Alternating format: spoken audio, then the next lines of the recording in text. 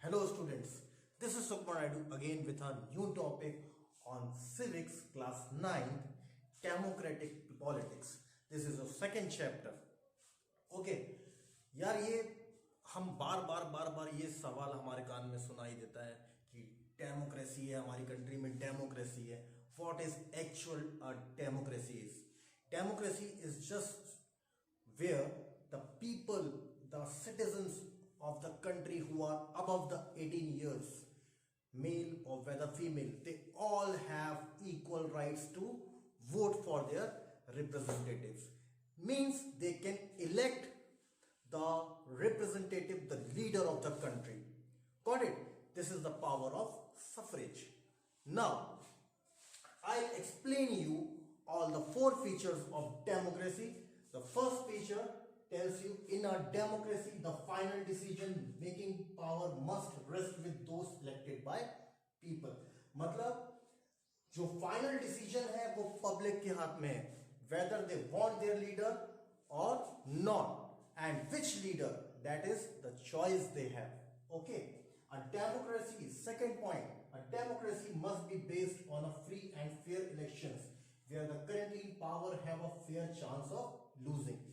भाई ये चीज तो सिंपल है कि जो इलेक्शन हो वहां पर पब्लिक के हाथ में ऐसी चॉइस होनी चाहिए. जो कंट्री में करंटली प्रेजेंटली आप अपने सामने जिस लीडर को देख रहे हो, अगर वो आपको पसंद नहीं है तो आपके पास में ये राइट, ये पावर जरूर होनी चाहिए कि उसको नेक्स्ट सेशन में कंटिन्यू करना है आपको या नहीं करना है.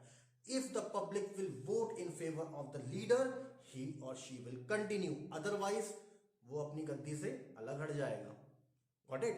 So ये जनता की ताकत है. This is what is actual democracy is. Got it? Third point. In a democracy, each adult citizen must have one vote. Each vote must have one value. या अगर आप एक वोट देते हैं तो एक वोट की पावर एक वोट की ही होगी. Means one vote will be equal to one value. ऐसा नहीं है कि हमने वोट दिया और हमारे वोट की पावर जो वैल्यू होगी वो आधी हो जाएगी.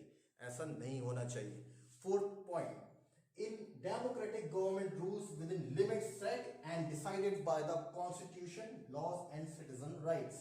मींस जो भी कंट्री में गवर्नमेंट चुन के आएगी वो पब्लिक के फेवर में, उनके वेलफेयर के लिए ही काम करेगी.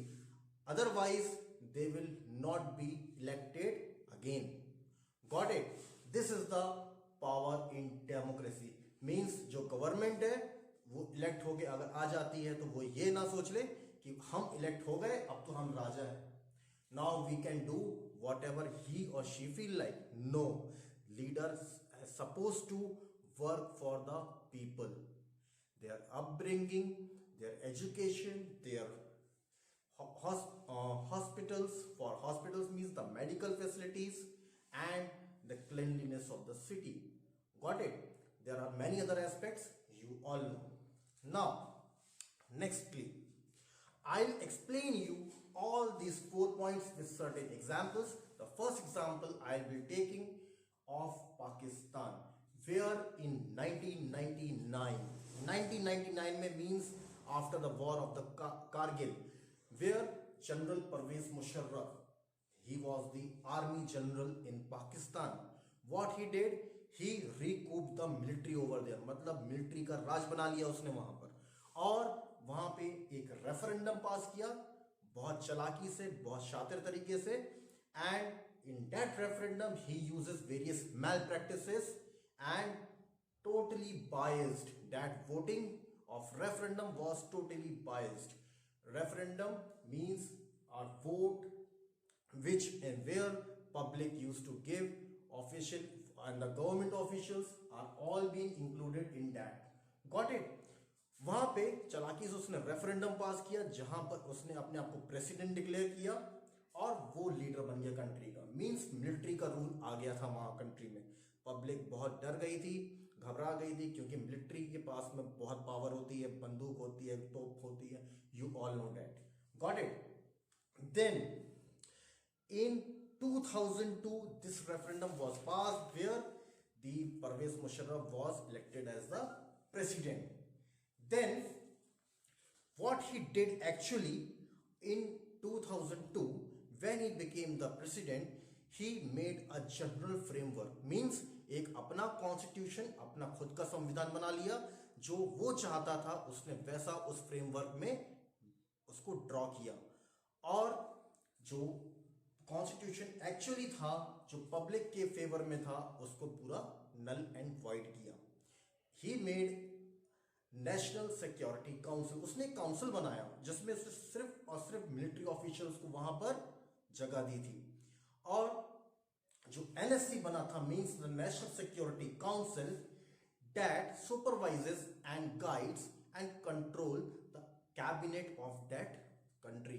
जो कैबिनेट होता है वहां मिनिस्टर्स होते हैं, whether the railway minister, the defense minister, home ministers, all the ministers will be controlled and be supervised by the military officials of Pakistan. Got it? So you can say the cabinet is just a sort of puppet. अरे सिर्फ एक कठपुतली बन के रह गया था। Actually में जो कैबिनेट था वहां पे मिनिस्टर्स थे वो कठपुतली बन के रह गए थे, किसके? एनएससी के, means the officials of military. Got it? Whatever the military officials feel like, they made them supposed to do that. Got it? Now, nextly, if today even the Pakistan says that they are democratic, no, you can't say completely that they are democratic. Next, students, we move on to another part of this topic where I'll explain you the condition of China, because you all know that China is a communist country. Why they are communist? Why we call them as Communist Party? Here you all know China is here in the Asia, just above the Nepal border. Okay, now China used to conduct elections in every 5 years. हर 5 साल में वहाँ elections होते हैं, and there in that election about 3,000 members used to be elected as the representatives by the people. यहां तक तो भाई सब कुछ सही लग रहा है, लेकिन असली कहानी यहां से स्टार्ट है उनकी। That among those 3,000 members, some members are being elected by the military officials, and the most powerful party of that China is CCP, Chinese Communist Party. This is the major party. एक तरीके से आप कह सकते हैं कि समुद्र की वेल मछली है, वो सबको निगल लेती है। How? Because that is the only party who gives the approval to the candidates who wants to contest election.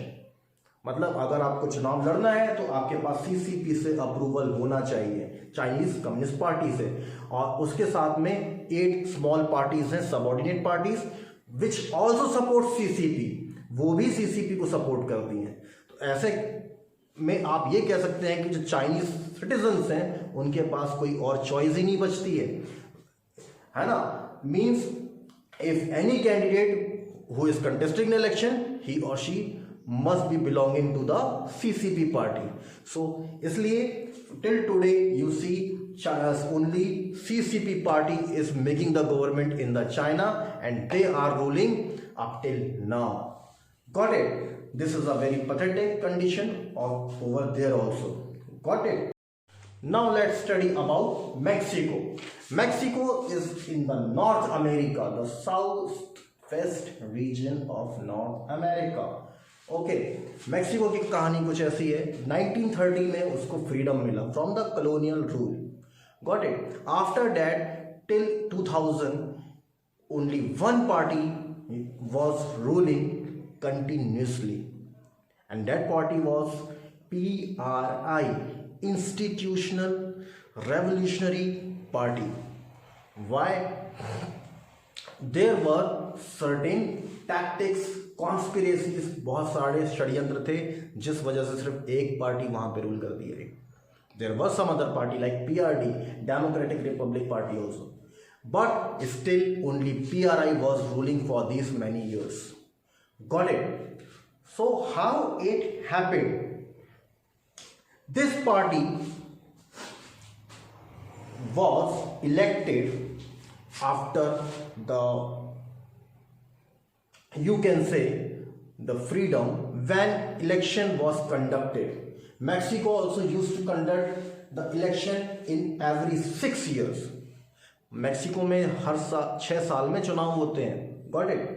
But still you see only one party was winning again and again, because previously when the first time the election was held, people were having too much faith in this PRI party just because it played a vital role in the freedom struggle of Mexico. Got it? But जनता की सहानुभूति थी, जीत गए. But this should not happen that again and again only one party was winning, and this was happening just because they were playing certain conspiracies, षड्यंत्र खूब सारे खेल रहे थे, and that was like this. Firstly, they used to do party meetings, and in that party meetings they used to call upon the government officials where they can bribe them. Okay, party meetings में बहुत सारे government officers को बुलाते थे, वहाँ पे उनको घूस देते थे, रिश्वत देते थे, जिस वजह से उनका मतलब एग्जीक्यूटिव पार्ट में भी, बॉडी में भी उनका दबदबा बना रहता था. Nextly the government teachers, they used to influence, convince the parents of the children of the school, okay, to vote for the PRI. Got it? Then after that, the next thing they used to do, they completely bribed the media also, whether the print media, whether the electronic media, सबको उन्होंने क्या कर लिया था, एक तरीके से अपने कब्जे में कर लिया था. उसको भी उन्होंने षड्यंत्र से अपने फेवर में करके रखा था. So media used to only broadcast, only used to show that part of the PRI which was fruitful and beneficial for the public. All the malpractices, the evil practices was not shown on the media.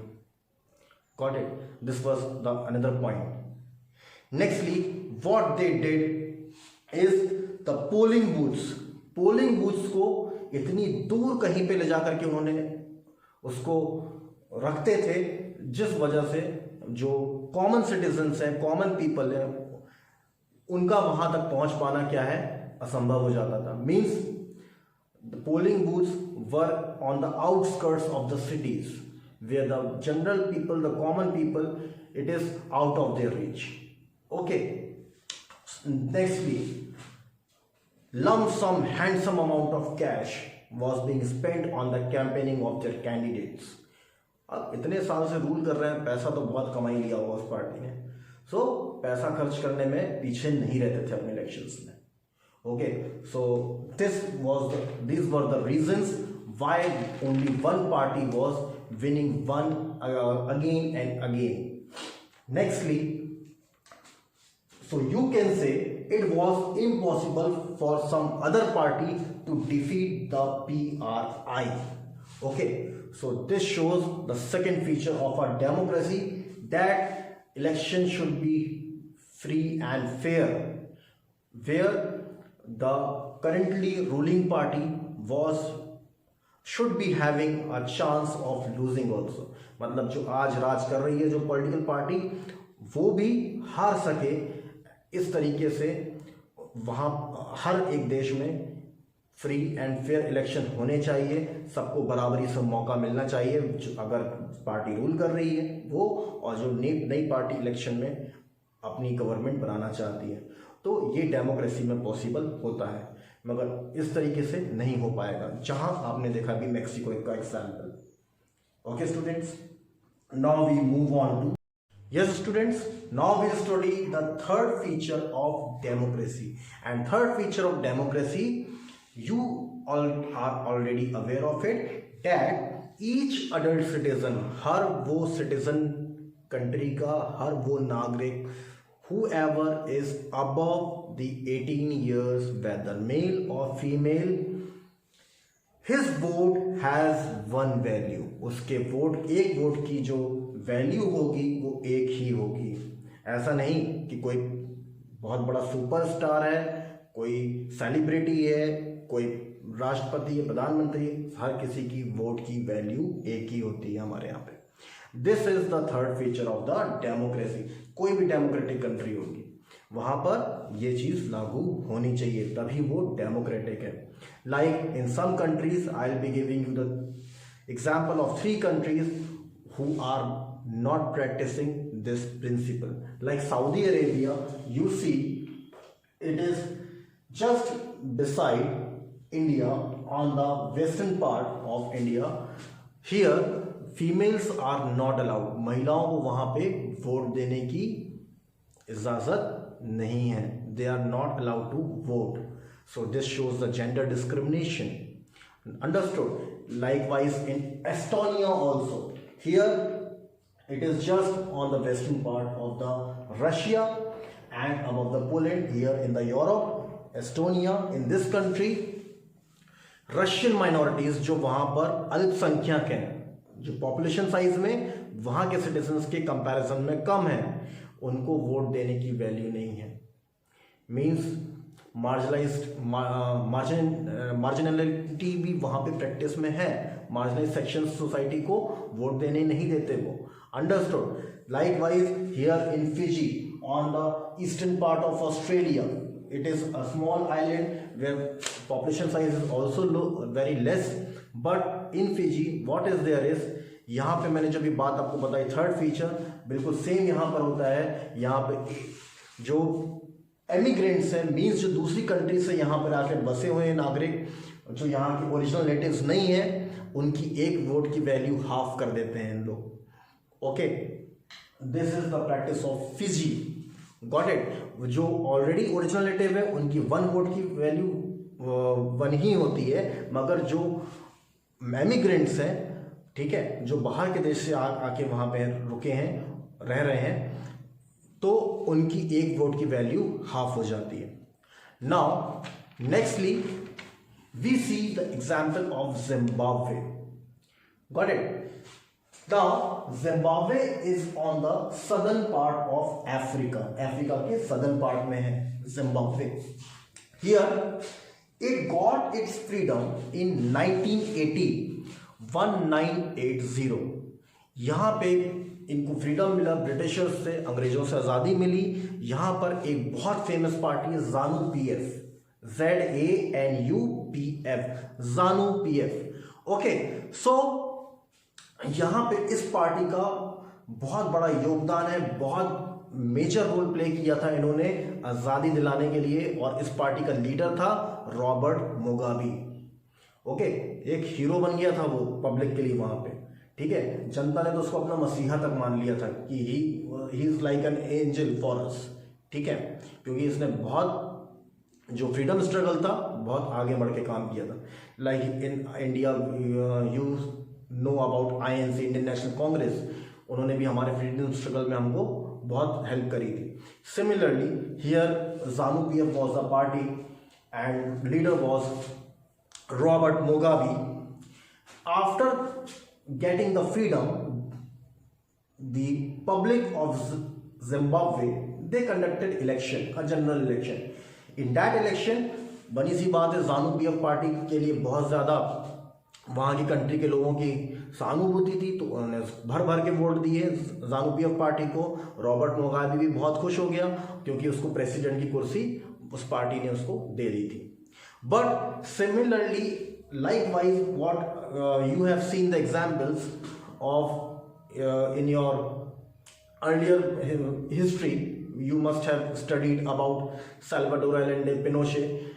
Like example of Pinochet you can take. Pinochet जैसा example ले सकते हो कि जब एक किसी person के पास power आ जाती है तो उसके साथ में उसके मन में लालच भी आ जाता है. यहाँ पे भी रॉबर्ट मुगाबे के साथ ही सेम कंडीशन हुई. उसके पास पावर जैसी हैंड में आई, उसने अपने आप को वहाँ पे ऐसा प्रेसिडेंट डिक्लेयर कर लिया जैसे वो फॉर एवर आज बन गया है, तो अब जिंदगी भर के लिए फॉर एवर मैं ही प्रेसिडेंट हूँ, मेरे को कोई नहीं हटा सकता कुर्सी से. सारी स्ट्राइक्स को इलीगल बना दिया, कोई स्ट्राइक नहीं कर सकता, कोई उसके अगेंस्ट में नहीं बोल सकता. ठीक है, जबकि डेमोक्रेटिक कंट्री में क्या है, freedom of speech and expression है. ठीक है, अगर आपको अपने लीडर की बात पसंद नहीं आती है, काले झंडे लेके लोग पहले पहुंच जाते हैं सड़कों पे, बड़े बड़े स्लोगन्स बैनर लग जाते हैं उसके लिए, ठीक है ना। भूख हड़ताल हो जाती है, अनशन पे बैठ जाते हैं दिल्ली में लोग, है ना। आप इंडिया में तो न्यूज में डेली देखते हैं। Similarly like this, but this is only where democracy is. मगर उसने ये सारी चीजों को मना कर दिया। अगर कोई उसके खिलाफ बोलता था तो सीधे बंदूक उठा के तान दी जाती थी, हैरेसमेंट होते थे, जेल में उठा के 20-20 साल के लिए लोगों को बंद कर दिया जाता था। But this is not democracy, ठीक है। तो ये सारा काम वहां पर चलता रहा। सिमिलरली मीडिया को भी इसने ब्राइब करके रखा था, मीडिया को भी गवर्नमेंट के कंट्रोल में ले लिया, मीडिया भी उसी के कंट्रोल में चलेगी। ओके, कॉन्स्टिट्यूशन को भी अमेंड कर दिया, बदलाव कर दिए कॉन्स्टिट्यूशन में, जो शर्तें उसको मंजूर थी वही कॉन्स्टिट्यूशन में लॉ में चलेंगी। लाइक दिस किसने किया? Robert Mugabe, ROBERTMUGABE, Robert Mugabe ने। Even the major part if you see of judiciary, क्योंकि आपको पता है किसी भी कंट्री में 3 बॉडीज हैं जो गवर्न करती है, रूल करती हैं। एक लेजिस्लेटिव होती है, एग्जीक्यूटिव होती है, जुडिशरी होती है, तीनों पैरेलल चलती हैं। मगर जो जुडिशरी बॉडी है वो हमेशा इंडिपेंडेंट होती है, तब जाकर के वो सही डिसीजन दे पाती है। अगर जुडिशरी बॉडी को कहीं किसी प्रकार का दबाव आएगा तो वो कभी भी फ्री एंड फेयर जजमेंट नहीं दे पाएगी। जजमेंट विल बी बायस्ड, मतलब भेदभाव कहीं ना कहीं लगेगा आपको। Got it? So judiciary body तक को उसने अपने दबाव में बना, उसके ऊपर तक अपना दबाव बना लिया था। जजेस को भी प्रेशराइज करता था कि हमारी पार्टी के फेवर में डिसीजन देना, वरना सोच लो भैया, ठीक है। नाउ जिसको जनता अपना मसीहा मान रही थी वो एक्चुअली में जनता का मसीहा नहीं था, बल्कि एक जहरीला सांप निकला हुआ तो, ठीक है। to whom the people, the public of Zimbabwe was thinking like a angel, he was actually a venomous snake, ठीक है, जिसने बहुत डिस्ट्रस्ट किया, डिसऑनेस्टी शो करी पब्लिक को और उनका फेथ तोड़ दिया, ठीक है। So this example shows the 4th feature of democracy. अगर कोई लीडर बना है तो वो ये ना बोले कभी कि जनता की बदौलत बना है, ठीक है। एंड ही और she should work in accordance of the people and the law, rule of law. अगर आपको याद हो, आपने पढ़ा है, इट इज अबव ऑल, जो कानून है उससे बड़ा कुछ नहीं है देश के अंदर। Law is above all and the leader should work according to the constitution and guidelines prescribed in that. Okay friends, so this completes your chapter and बहुत जल्द हम दूसरे नए वीडियो के साथ आपको मिलेंगे of class 9. We are going with right now. Wait for it. Thank you.